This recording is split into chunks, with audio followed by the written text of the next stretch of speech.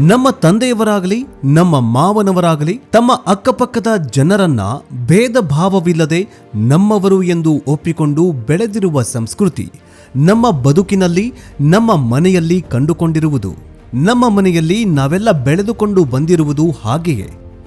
ನಮ್ಮ ಹಿರಿಯರ ಸಾಮಾಜಿಕ ಕಳಕಳಿಯ ಸಂಸ್ಕಾರವನ್ನು ನಾನು ನಮ್ಮ ತಂದೆ ತಾಯಿಯವರ ಸವಿನೆನಪಿನಲ್ಲಿ Shrimati Ayyamma Bheemanagouda Badarli memorial charitable trust ಸಂಸ್ಥಾಪಿಸಿ ನಮ್ಮ ಬದುಕಿನ ಒಂದು ಭಾಗವನ್ನ ಅವರ ಹೆಸರಲ್ಲಿ ಸಮಾಜ ಸೇವೆ ಮಾಡುವುದಕ್ಕಾಗಿ ಈ ಸಂಸ್ಥೆಯನ್ನು ನವೆಂಬರ್ ತಿಂಗಳು 2008ರಲ್ಲಿ ವಿದ್ಯುಕ್ತವಾಗಿ ಪ್ರಾರಂಭಿಸಲಾಯಿತು.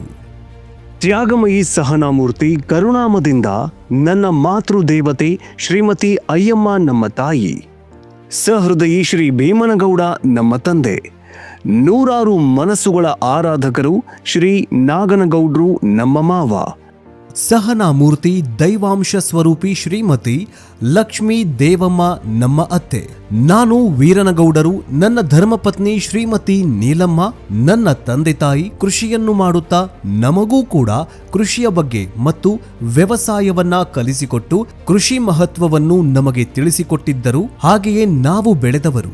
ನಾವೆಲ್ಲ ಬೆಳೆದಿದ್ದು ಸಮಾಜದಲ್ಲಿ ನೀವು ಒಂದು ಭಾಗವಾಗಿ, ಸಮಾಜಕ್ಕಾಗಿ ನೀವು ಎನ್ನುವ ಉದಾತ್ತ ಮನೋಭಾವದಲ್ಲಿ. ಯಾರೇ ನಮ್ಮ ಮನೆಗೆ ಬಂದರೂ ನಮ್ಮ ಮಾವನವರು ಹಸಿದವರಿಗೆ ಊಟವಿಲ್ಲದೆ ಎಂದು ಕಳುಹಿಸುತ್ತಿರಲಿಲ್ಲ. ಕೆಲವೊಮ್ಮೆ ತಾವೇ ಅಡುಗೆಯನ್ನ ಮಾಡಿ ಊಟವನ್ನ ಮಾಡಿಸಿ ಕಳುಹಿಸುತ್ತಿದ್ದರು ಎಂದು ತಾಲೂಕಿನ ಹಿರಿಯರು ಇಂದಿಗೂ ನೆನೆಸುತ್ತಾರೆ.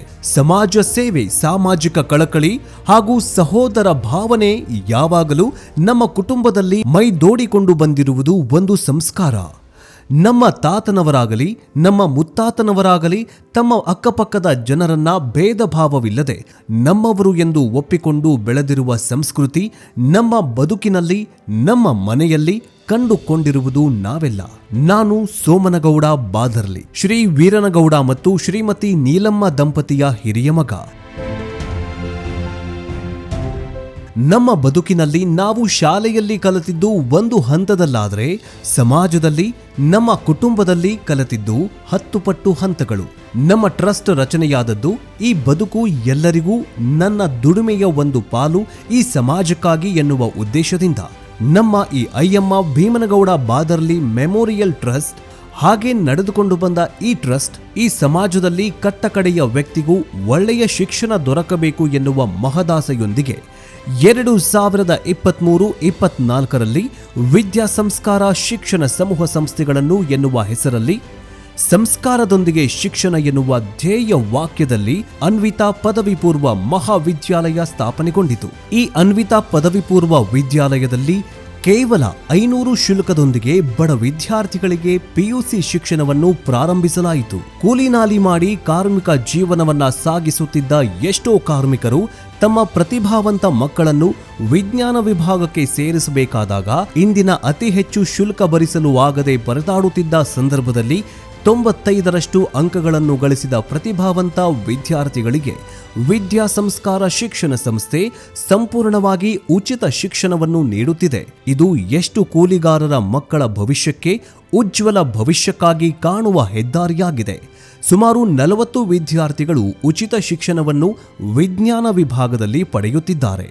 ಇಂದಿನ ಸಮಾಜದಲ್ಲಿ ಶಿಕ್ಷಣ ಕೇವಲ ಅಕ್ಷರ ಜ್ಞಾನವಾಗದೆ ಸಂಸ್ಕಾರ ಜ್ಞಾನವಾಗಬೇಕು ಎನ್ನುವ ಅಧ್ಯಾಯದೊಂದಿಗೆ ಸಂಸ್ಕಾರದೊಂದಿಗೆ ಶಿಕ್ಷಣ ಎನ್ನುವ ಮಹದ್ದೇಶವನ್ನು ಹೊಂದಿರುವ ಶಿಕ್ಷಣ ಸಂಸ್ಥೆ ವಿದ್ಯಾ ಸಂಸ್ಕಾರ ಶಿಕ್ಷಣ ಸಂಸ್ಥೆ.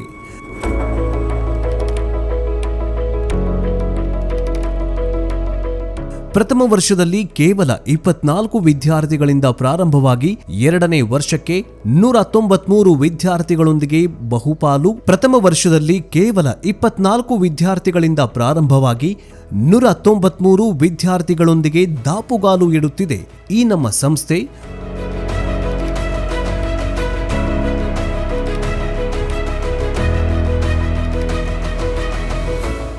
ವಿಜ್ಞಾನ, ವಾಣಿಜ್ಯ ಮತ್ತು ಕಲಾ ವಿಭಾಗಗಳೊಂದಿಗೆ ಪ್ರಾರಂಭವಾದ ಈ ಕಾಲೇಜು ವಿಜ್ಞಾನ ವಿಭಾಗದಲ್ಲಿ ಸುಸಜ್ಜಿತವಾಗಿರುವ ಹವಾನಿಯಂತ್ರಿತ ಪ್ರಯೋಗಾಲಯಗಳನ್ನು ಹೊಂದಿದೆ. ವಿಶೇಷವಾಗಿ ವಿಜ್ಞಾನದ ವಿಭಾಗ ವಿದ್ಯಾರ್ಥಿಗಳಿಗೆ ವೈಜ್ಞಾನಿಕ ಪ್ರಯೋಗಾಲಯಗಳನ್ನು ಕಂಪ್ಯೂಟರ್ ಪ್ರಯೋಗಾಲಯದಲ್ಲಿ ವಿಶೇಷ ತರಗತಿಗಳ ಮೂಲಕ ತಿಳಿಸಿಕೊಡಲಾಗುವುದು.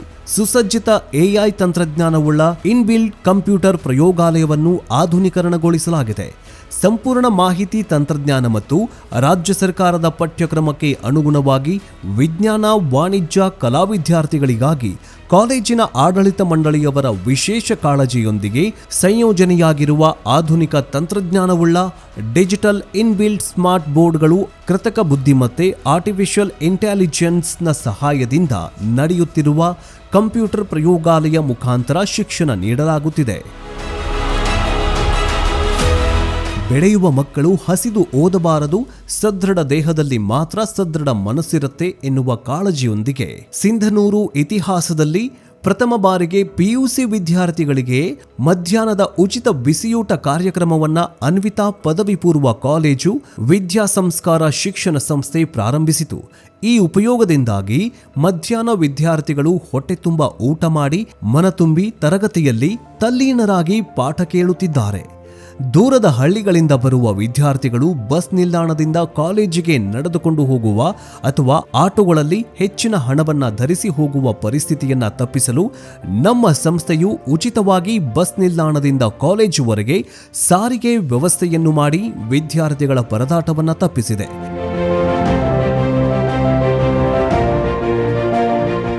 ಅತ್ಯುತ್ತಮ ಶೈಕ್ಷಣಿಕ ಹಿನ್ನೆಲೆಯುಳ್ಳ ಅನುಭವ ನುರಿತ ಬೋಧಕರನ್ನ, ಸಿಬ್ಬಂದಿ ವರ್ಗದವರನ್ನ ನಮ್ಮ ಅನ್ವಿತಾ ಪದವಿ ಪೂರ್ವ ಕಾಲೇಜು ಹೊಂದಿದೆ.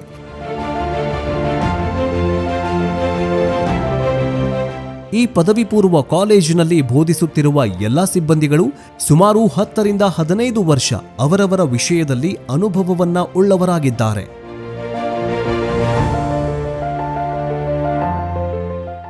ಸುಮಾರು 40 ವರ್ಷಗಳ ಕಾಲ ಶಿಕ್ಷಣ ಕ್ಷೇತ್ರದಲ್ಲಿ ಸೇವೆಯನ್ನು ಸಲ್ಲಿಸಿ ಮುಖ್ಯೋಪಾಧ್ಯಾಯರಾಗಿ ನಿವೃತ್ತಿಯಾಗಿರುವ ಹೆಸರಾಂತ ಶ್ರೀ ಗಂಗನಗೌಡ ಪೊಲೀಸ್ ಪಾಟೀಲ್ ಅವರು ಆಡಳಿತ ಅಧಿಕಾರಿಯಾಗಿ ಕಾರ್ಯನಿರ್ವಹಿಸುತ್ತಿದ್ದಾರೆ.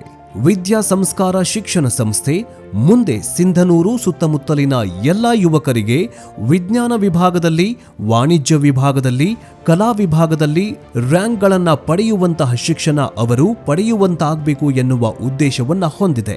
ಸಂಸ್ಕಾರಯುಕ್ತ ಯುವಕರನ್ನಾಗಿ ಸಮಾಜಕ್ಕೆ ನೀಡುವುದು ಟ್ರಸ್ಟ್ನ ಮೂಲ ಉದ್ದೇಶವಾಗಿದೆ.